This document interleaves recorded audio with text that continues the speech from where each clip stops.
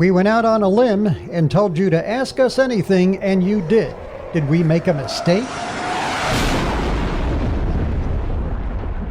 Hi, I'm Pete. And I'm Maureen. Welcome to the Sonic Boomers podcast, and this is the episode where we indeed went out on Facebook and said to our listeners and viewers, ask us anything that you want.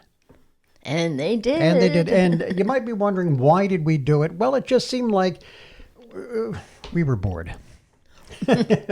No. It's a very popular thing on a lot of It is. YouTube channels. And we said, well, why don't we try it? We have copies of our questions. Mm-hmm. And we're not going to mention any names, right? No, absolutely not. Okay.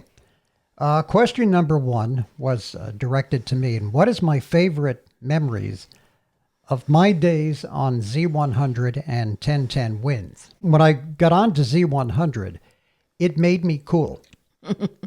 To our kids, anyway. To our kids and to the kids that they went to school with. Because Right. I was on 1010 wins for years before I went on Z100. Right, but that's not the kind of a station that kids listen to. No. So my street cred went way up when I was on Z100.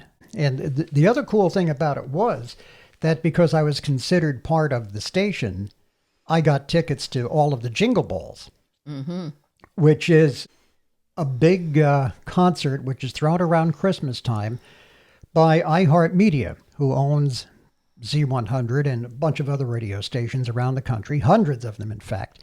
Anybody who was anybody appeared on Jingle Balls, so I had the opportunity to be able to take my kids, and in this case, I think it was our daughter Kim that went with me to Jingle Ball, and we had backstage passes, so she was able to see REM and Blues Traveler and Natalie Merchant and, acts that I can't even remember anymore. So that was a lot of fun in that regard. And I also had the opportunity to go on remotes with the morning show. We did one, I remember, from Tavern on the Green. I did that one with Steve Cochran. Again, it was just fun to be there with the whole morning zoo in Right. person and also be meeting People, listeners right. and fans of the show. How fortunate was I to be on two of the biggest radio stations in the universe at the same time. Yeah, it's pretty unique. In morning drive. And 1010 wins was a lot of fun. It was very demanding, but knowing that you're talking to over 2 million people in the course of a week, Yeah. that's a little heady. Do you think about that when you're on? Yes, I do. And I love it, So I love them both for different reasons. And of course, maybe the biggest memory of being on 1010 wins was 9/11. Yeah. Which is something I don't want to talk a lot about.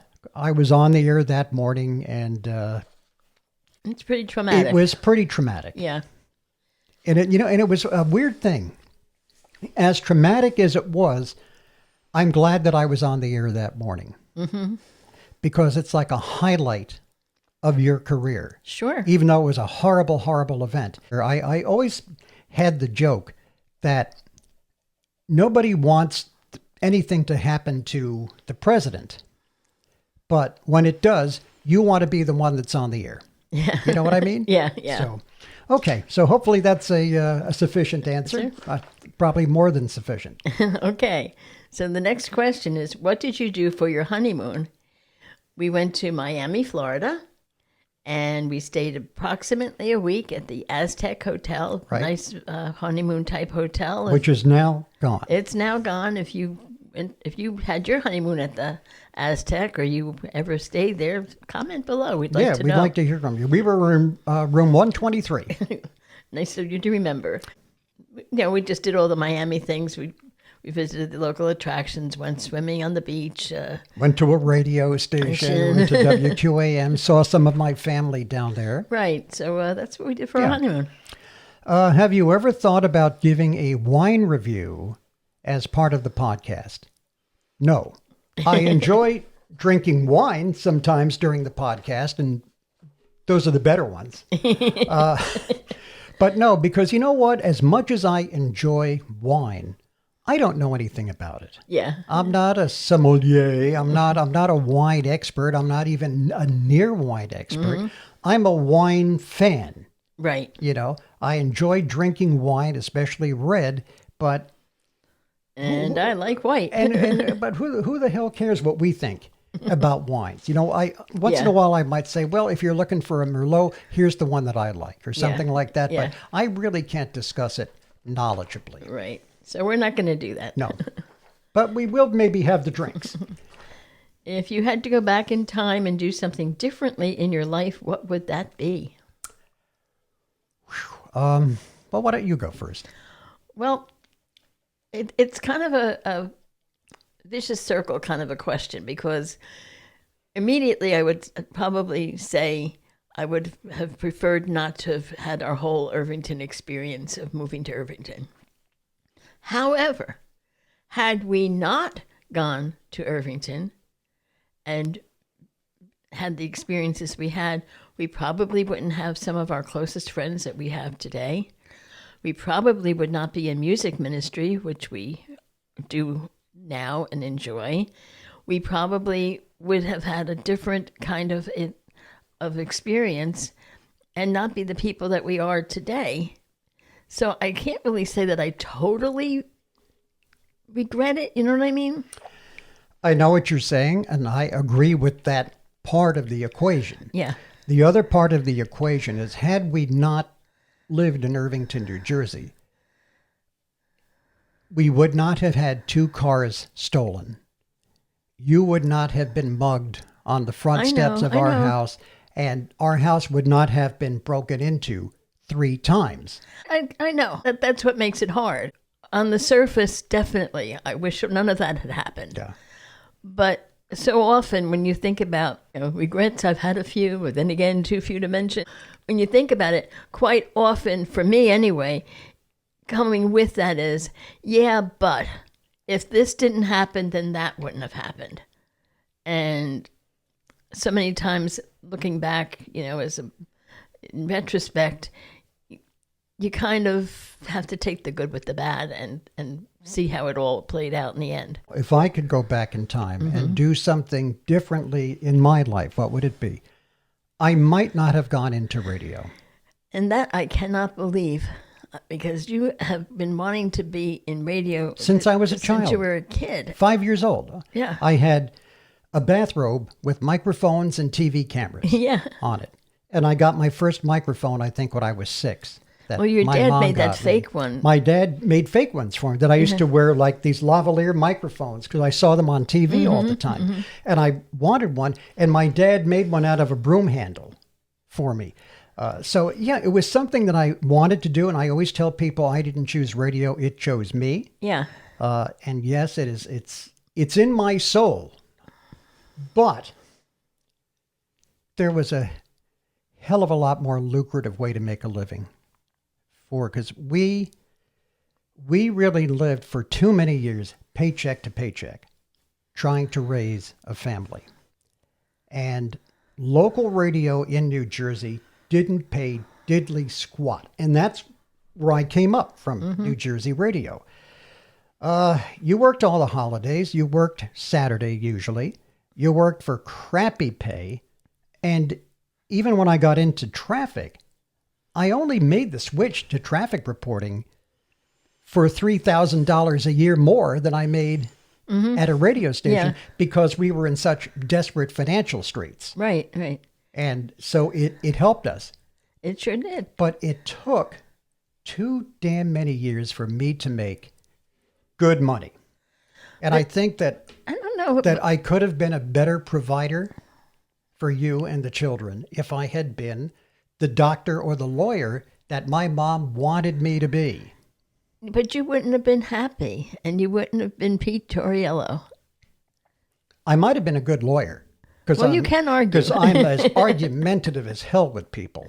And you wouldn't be a bad doctor either, because you've always been very hands-on with your medical care.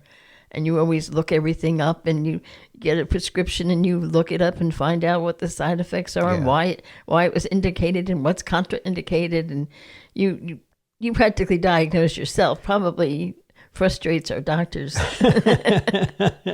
Sometimes I question, did I make the right decision? I think you did. Could I have been a better provider had I gone into something that paid really good money rather Well, than you're only having to work at my career for like 20, 25 years before the money got to be decent?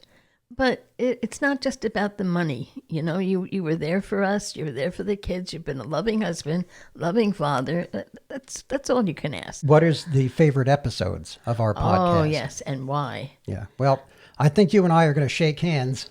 The two best episodes, the ones that we are the proudest of, one of them is called The Last Legal Prejudice. Both of these episodes actually were very emotional episodes for Maureen and I. They are available on Spotify and they're available on YouTube. The Last Legal Prejudice deals with the horrendous way that obese people are treated. Mm-hmm. And it's gotten a little bit better on television and in commercials that the fat guy next door doesn't always have to have a sandwich in his hand or a piece of cake, or he has to be the funny fat guy or funny fat lady next door. Mm-hmm. And so you're seeing more obese people on TV shows and more respectable roles. You're seeing them more and more in commercials. Right. But I think the problem is the criticism and the shaming of fat people now has gone to social media.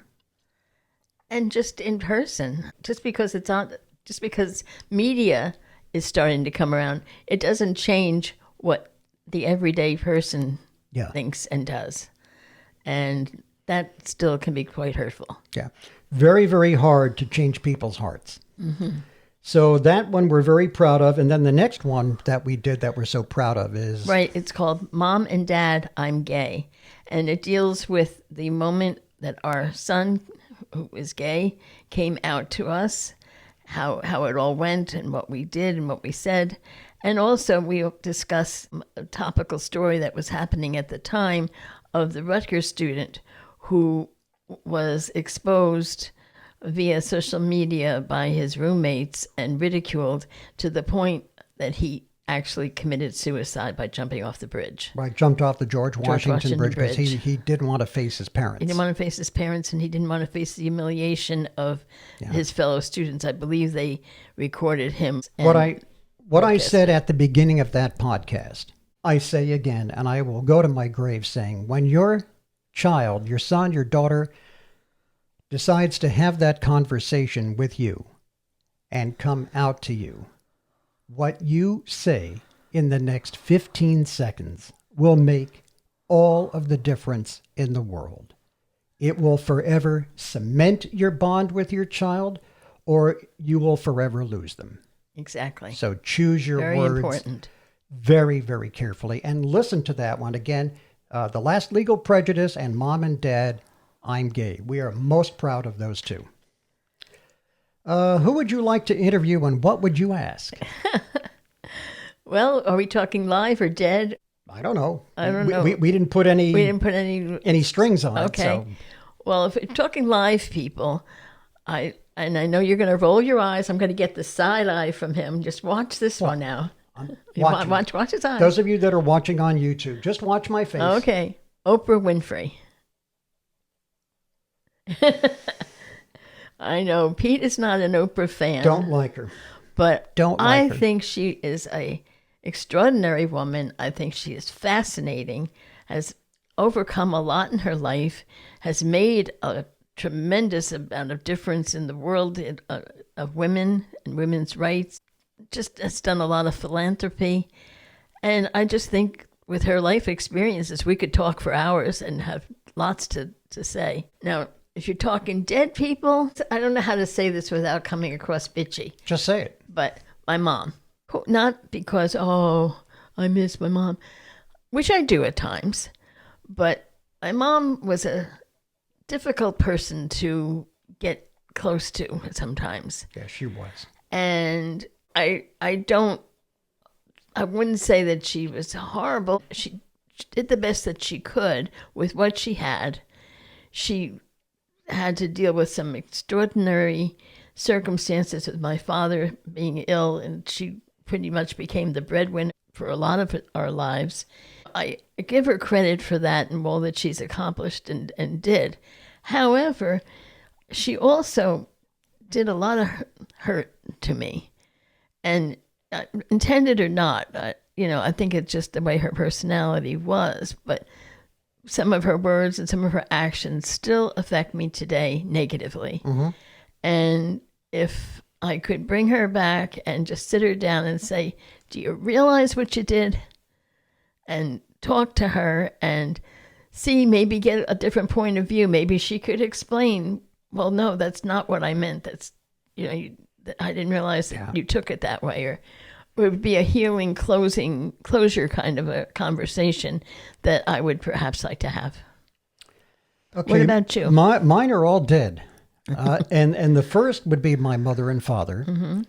because I found out when I was 68 years old, 2 years ago, that I was an adopted child. Right. And it was kept a secret from me all of my life. And when I found that out, it was absolutely traumatic, even though I had a feeling that I was adopted. And for those of you who are listening or watching, if you were adopted and you found out late in life, did you have an inkling inside that maybe you were? Comment below, because I'd be interested in hearing your point of view. So I was very heartbroken and very angry when I heard it, because I really loved both my parents. They were, I don't think you could have had better parents. They weren't perfect parents, but there aren't any perfect parents. They each had their issues, but I never wanted for anything. I was an only child. I was spoiled rotten, and I had a great childhood. Yeah. I really did. And they were wonderful. If I could sit the two of them down, I would be, why did you keep this a secret? Mm-hmm. Why was this, and why did certain people know and I didn't know? Yeah. And certain people in the family knew and did not know, and we had neighbors that knew.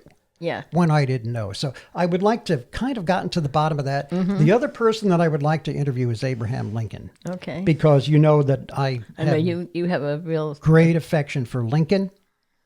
As I've often said to you, the only president of this country that ever presided over a country at war with itself. We're pretty damn close to it now. But at least we're not firing at each other, at least not yet. Not yet. But this president was presiding over a real shooting war in this country. And I would like to have had his inner thoughts on that. And I also would love to have spoken to him about his speech making and his writing, because nobody did it better. So, when was your first cruise, an experience that you seem to love so much? We're thinking somewhere in the neighborhood of 12 to 15 years ago. Yeah, because I think we're going on our 15th cruise. I lost track. Yeah. But it's in that ballpark. Our first cruise was on Carnival. It was on the Victory out of New York, and we went to Canada. It was a 4-day cruise. It took in New Brunswick and Halifax, Nova Scotia. We took that one in particular because it was a short one. We had never been on a cruise before, so we didn't know if we were going to experience seasickness or anything like that. It was like what, 4 days, wasn't it? It was 4 days and 3 nights, or vice versa. Yeah. At that point, we were not world travelers. We did not have passports, and you could go to Canada at that time with nothing more than either a birth certificate or a photo ID. So time was of the essence, and that's what we chose. Yeah, if you're a cruise virgin, we recommend maybe doing a 4-day cruise to Canada out of New York or out of Bayonne if you can get it. Bayonne's a wonderful cruise port. Our first few cruises were out of New York City, but now we swear by Bayonne. And 4 days is nice because if you're really not liking it, it's short. And if you're really loving it, it leaves you hungry for more. Exactly. Oh, here's a good one. What is the secret to a long and successful marriage? We don't know. No. I guess it really hinges on a lot of things. There's just not one secret. I would say, first and foremost, you have to be one another's best friend. Yes. above everything, because life is hard. Life is friggin' hard. And it's not always going to go your way. There are going to be health problems. There are going to be financial issues. There is any one of a million landmines that are going to blow up in your path. And it's all about how you handle these things and being realistic. And the other thing is, a lot of people, I think today, correct me if I'm wrong on this, but a lot of people are waiting to get married today. We were just turning roughly 23 Right. when we got married. So we got married very young. We had our first child at 25. And I don't regret any of it because No. we grew up together almost. Yeah. You know, we shared young adulthood together. And also, we're going to be around long enough, please God, that we see our children at least into middle age. I hope so. You yeah. know? Yeah. So, You kind of stole my answer. sorry. But no, I agree with that. And the funny thing is that kind of flies in the face of conventional wisdom. People will say, "Oh, wait till you're established. You should have so much in the bank." And blah blah blah. I kind of turn it around the other way because I think there's a certain grace that comes from growing together and experiencing firsts together that you don't get when you've waited a while, and then by the time you get married, it's like, well, so I've been on a cruise already. I've been here. I've been there. It's like blasé, whereas there's a lot more magic and enchantment when you're younger, and these are all firsts for you. I remember our original plan was to have 2 children, one to replace each of us. And we had that conversation. You don't remember that? No, I don't We remember had- ever you saying and I- that was going to be replacing us. You and I were dating. Yeah. And we knew that it was getting serious. And we had the Right. conversation about children. And we Right. said, we agreed that we would like to have 2 children and one of each. Yeah, but it wasn't because we wanted to replace us. It was just we thought that 2 was a good number. They would grow up not being an only child, and to have one of each sex was, that way we'd have a daughter, we'd have a son. Yeah. But we didn't say we're only having 2 and we're going to replace us. Where'd you get that from? Once again, I was wrong. Now you have a little insight into the past 48 years. And then when you got pregnant again for Right. the third time, Yeah. it was like, I was like, oh my God, what are we going to do? Can we afford this? And you had a great answer. And your answer was, well, we just throw another potato in the pot. That was And always that was the best answer. yeah. Yeah, because it wasn't a big deal. No, we were happy. Yeah, we were thrilled. If we had another one after that, we'd have been fine. Yeah, We didn't have any, or at least I didn't have any Yeah. preconceived notion that there'll be only this many and like that. Whatever God sent us, we were happy for. Said like a good Catholic there, Maureen. Well, no, I mean that's the way I feel. Yeah, I'm not faking it. Yeah. Our third kid is going to be, you see?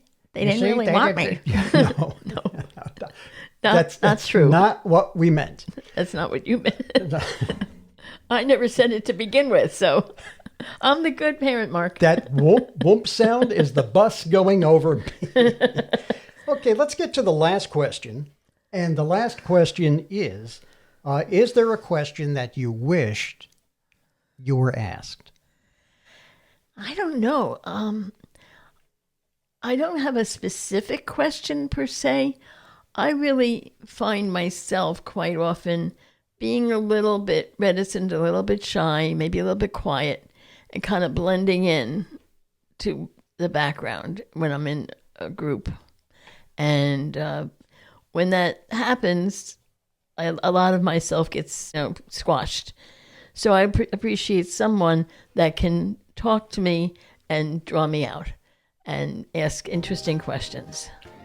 I think the question that I would want to be asked is, what would 70-year-old Pete Torriello say to young Pete Torriello? The answer to that is, be more nurturing to your children. Because I was way too high on discipline Do what I tell you to do when I ask you to do it. If I tell you to clean your room now. If I tell you to do your homework, do your homework now. That's kind of where my head was at. And I was a strict disciplinarian and horrible at being a nurturing father. I wouldn't say horrible at all. Our kids who've grown up, they love you and they are fine. I think they're fine in spite of me, quite frankly. No, you're much too hard on But yourself. but that's what I would say to myself. Old Pete would say to young Pete, be more nurturing and less focused on discipline. So Okay. there you go. We have survived the Ask Us Anything edition of the Sonic Boomers podcast. You can always write to Maureen and I at thesonicboomers@aol.com. And of course, we invite you to always comment below. And before you go, how about giving us a like and a share, because that helps the podcast. And until next time, I'm Pete Torriello. And I'm Maureen Torriello. Goodbye. God bless you. Thank you for listening and watching the Sonic Boomers.